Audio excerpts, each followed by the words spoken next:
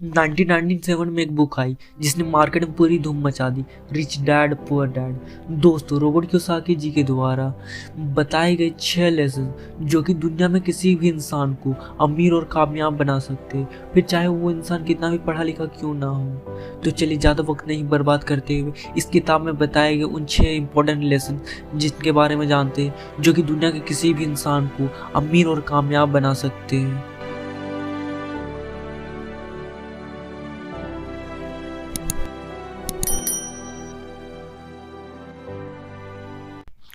Lesson number 1, rich don't work for money, money work from them. दोस्तों, लेखक rich dad बताते हैं कि दुनिया के ज़्यादातर लोग कई दशकों से एक विशेष प्रकार के सर्कल में फंसे हुए, और लेखक के रिच डैड इसे चूहा का दौड़ कहते हैं। दरअसल दुनिया में ज़्यादातर लोगों को ज़िंदगी में सिर्फ अच्छे कॉलेज में पढ़ाई करना, अच्छी नौकरी ढूंढना और शादी करना, और उसके बाद ज़िंदगी भर अपनी सैलरी से अपने घर व कार जैसे चीज़ों के लिए लोन भरते रहना। लोगों को इस बात का एहसास ही नहीं होता कि इस तरह की ज़िंदगी में वे मेहनत तो ज़्यादा करते हैं लेकिन उनके मेहनत का फ़ायदा किसी और को होता है। असल में बहुत से लोग इस रेट रेस का हिस्सा बनकर नाखुश भी होते, लेकिन अपने मन के डर से, लालच और घर की जिम्मेदारियों की वजह से वह इसका हिस्सा मजबूरी से बने हुए रहते हैं। रिच डैड कहते हैं कि हमें सबसे पहले अपने डर को ख़त्म करके इस रेट से बाहर निकलना चाहिए, और फिर ऐसा करना चाहिए जिससे आप पैसे के लिए काम नहीं करें बल्कि पैसा आपके लिए काम करे। दोस्तों, वो पुरानी कहावत है ना, पैसा ही पैसे को खींचता है, ठीक उसी प्रकार आपको भी कुछ ऐसा करना होगा जिससे आपका पैसा ही आपको कमा कर दे। इस चैप्टर में लेखक उन लोगों की बात की है जो लोग सुरक्षित खेलना पसंद करते, यानी जो लोग रिस्क लेने से डरते क्योंकि उनको कभी रिस्क लेना कभी सिखाया ही नहीं गया। लेखक यहाँ कहते हैं कि गरीब और मिडिल क्लास लोग पैसे से के डर की वजह से काम करते हैं, और उनका वो लालच उनको और भी ज़्यादा गरीब बना देता है। लेखक का यह कहना है कि ज़िंदगी में अपॉर्चुनिटी आती जाती है, परंतु अमीर लोग सिर्फ उन अपॉर्चुनिटी को तुरंत पहचान कर उनको अपने गोल में बना देते हैं। काफ़ी लोग इन अपॉर्चुनिटी को देख ही नहीं पाते क्योंकि वे लोग पैसा और सिक्योरिटी के पीछे भागने में व्यस्त रहते हैं। पैसे की सबसे खास बात यह है कि पैसा 24 घंटे काम करता है, और अगर आप पैसे के लिए काम कर रहे हो तो आप पावर एम्प्लॉयर के हाथ में दे रहे हो। अगर आप पैसा के लिए काम करते हैं तो पावर कंट्रोल आपके हाथ में होता है, ऐसा लेखक कहते हैं। Lesson number 2, keeping money is more important then making it.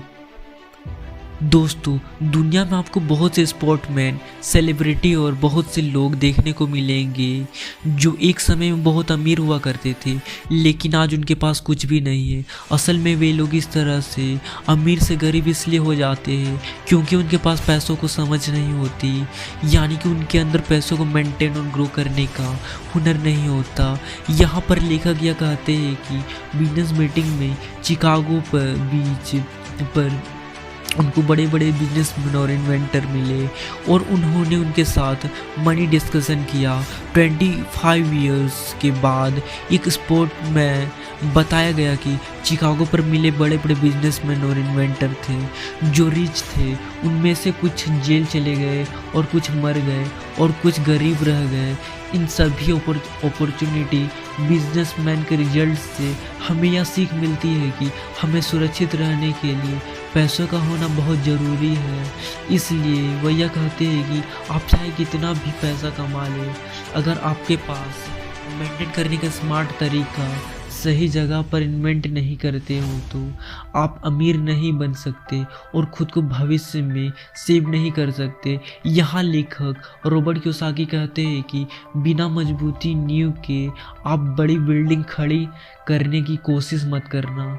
Robert Kiyosaki के अकॉर्डिंग आपको बड़ी बिल्डिंग की नींव मजबूत करने के लिए एक सिंगल रूल है, और वह रूल है एसेट्स और लायबिलिटीज़ के बीच का फ़र्क को समझना। और सिर्फ ना ही नहीं, आप उस एसेट को कंट्रोल कर सकते हो। रॉबर्ट कियोसाकी कहते हैं कि इंटेलिजेंट प्रॉब्लम सॉल्व करती है और पैसा ही इंक्रीज करती है।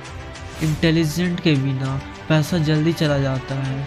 और ऑथर का मानना है कि फाइनेंशियल चीज़ों की नॉलेज आपको अकाउंटिंग नॉलेज में, इसलिए एसेट्स और लायबिलिटीज़ के बीच का फ़र्क आपको समझना बहुत ज़रूरी है। दोस्तों, रिच डैड फाइनेंशियल का उदाहरण देते हुए कहते हैं कि दुनिया में घर एक एसेट माना जाता है, लेकिन उनके अनुसार घर को एक एसेट नहीं बल्कि घर को एक लायबिलिटीज़ होता है।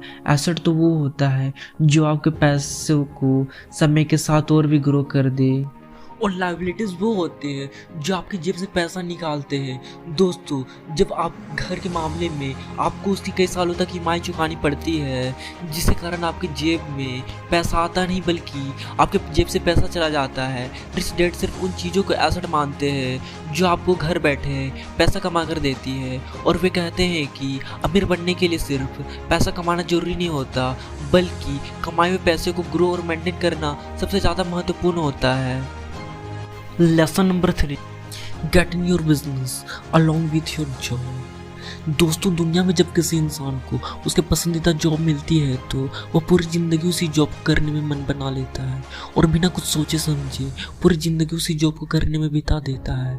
रॉबर्ट के रिच डैड कहते हैं कि दुनिया का कोई भी व्यक्ति चाहे तो वह अपनी जॉब के साथ साथ ही कुछ और काम भी कर सकता है और बिना अपनी जॉब को छोड़े हुए एक नई बिजनेस का अंपायर का राजा भी बन सकता है।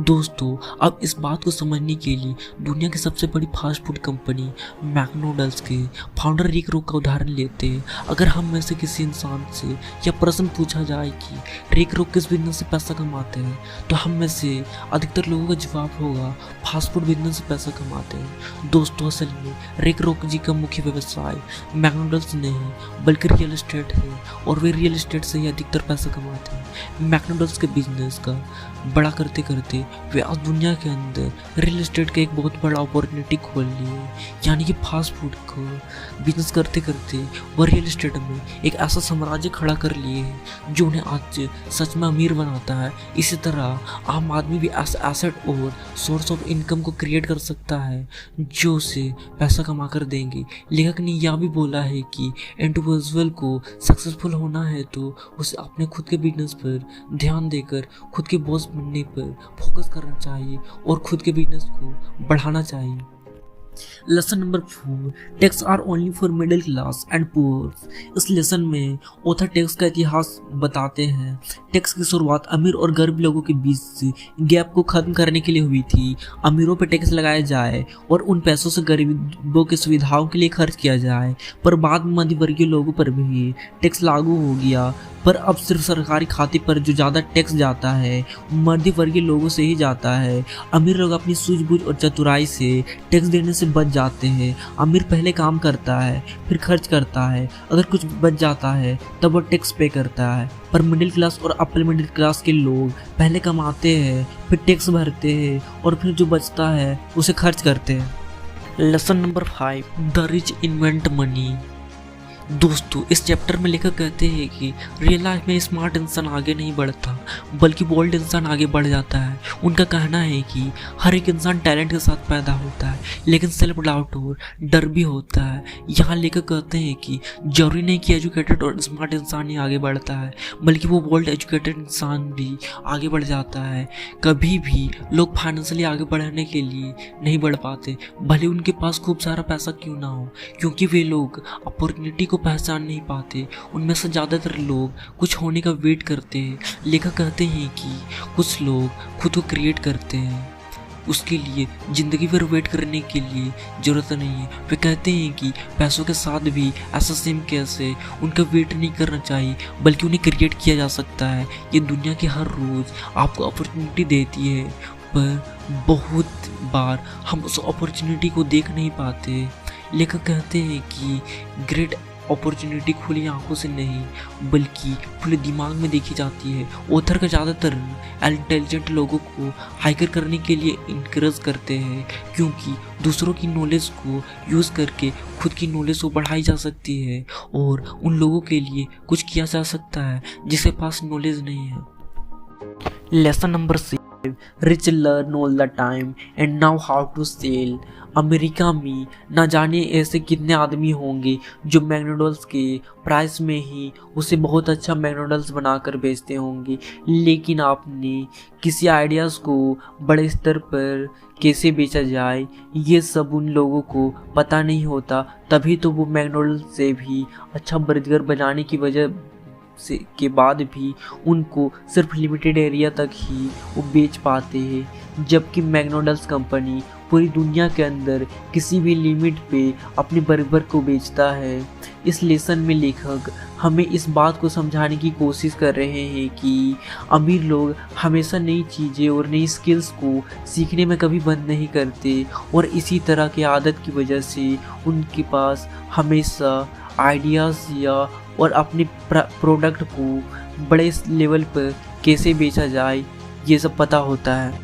इसी तरह के नॉलेजेबल वैल्यूएबल वीडियो देखना चाहते हो तो हमारे इस चैनल से जुड़ जाए, ताकि मैं आने वाले समय में जो भी वीडियोस अपलोड करूं वो आप सभी तक पहुंच सके। अगर आप सभी को हमारा ये वीडियो अच्छा लगता है तो हमारे इस चैनल को सब्सक्राइब करके ही जाना, ताकि मैं आने वाले समय में जो भी वीडियोस अपलोड करूंगा वो सभी आप सभी तक पहुंच सके और इन सभी वीडियो के माध्यम से आप सभी कुछ सीख सकें। थैंक